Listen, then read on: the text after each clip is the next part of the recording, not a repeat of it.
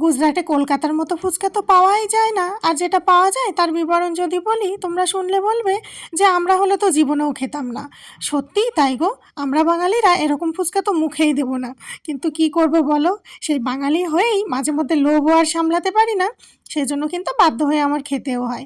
কি করব, একার জন্য বারবার এরকম বাড়িতে ব্যবস্থা করা কি যায়? একার জন্য বলছি, তার কারণ আমার বরমাসায়ের আবার সারা বছর অ্যালার্জির ওষুধ চলে, তো মাঝে মধ্যে ওকে ডক্টর চেঞ্জ করেও ওষুধ খেতে হয়, যেহেতু মানে একটু কমে যায় তারপরে আবার বাড়ে। তো এখন ওর যে ডক্টরটা চলছে, তো উনি সব ধরনের টক অ্যাভয়েড করতে বলেছে, যেহেতু ওষুধ চলে রানিং সেজন্য।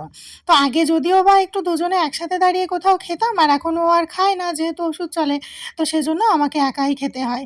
ভালোও লাগে না, মাঝে মধ্যে আবার একটু ইচ্ছেও করে। তো এই হচ্ছে ব্যাপার। আর ফুচকা নিয়ে যেহেতু কথা হচ্ছে, তাহলে তো একটা কথা বলতেই হয়। একা একা খেতে ইচ্ছা করে না, অনেক সময় বলি থাক চলো বাড়ি চলো, খাবো না, এরকমটাও হয় জানো তো। আর এদিকে দেখো গামছা নিয়ে কাড়াকাড়ি হচ্ছে, তার কারণ ওই যে ওই মানুষটা জানো তো, মানে আমার তো মনে হয় যে একবার ও সাউথ ইন্ডিয়ান না কি বিহারি না ইউপি ভগবান জানে, মানে বিভিন্ন ধরনের কালচার এই মানুষটার ভিতরে আছে জানো না তো। ইউপি বিহারি বলি কেন বলো তো, তার কারণ আমার চোখে দেখা এই হচ্ছে একজন প্রথম বাঙালি যে কিনা ৩ বেলা সারা বছর ধরে রুটি খেতে দিলে তার আর ভাতের নামও করতে ইচ্ছে করে না। কী করে যে এত ভাতে অপছন্দ হলো ভগবান জানে, আমি জানি না। এত ভীষণ রুটি খেতে পছন্দ করে। শুনবে একটা মজার কথা, জানি এখনই তোমরা হাসতে হাসতে পাগল হয়ে যাবে। যখনই আমরা দুইজনে কোথাও বেরোই, বেশিরভাগ বাইরে বাজারে যে এখানেই বেরোই না কেন, মানে যে ঘর থেকে রুটি সেঁকার একটা গন্ধ হয় না, যে কোনো জিনিস সেঁকা হচ্ছে বা ভাজা পোড়া হচ্ছে, আর রুটির গন্ধ তো মানে আমার মনে হয় যে যে জিনিসটা খেতে ভালোবাসে না সে তার গন্ধ আগেই পেয়ে যায়।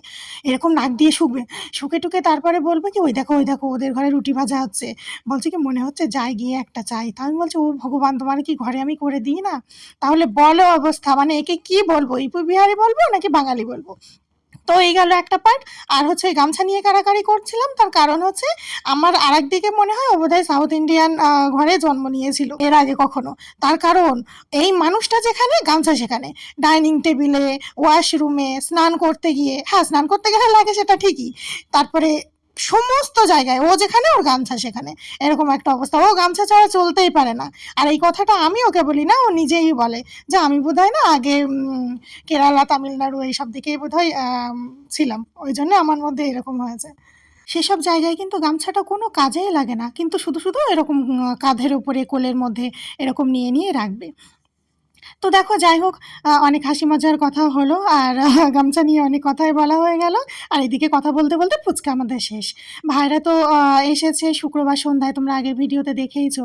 ওরা আসলে ওদেরকে খেতে টেতে দিয়েছি, তারপরে অনেকটা জার্নি করে এসেছিল, তো ওদেরকে আমি তাড়াতাড়ি শুতে বলেছিলাম যে তোদের আর কি শোয়ার ব্যবস্থা করে দিই।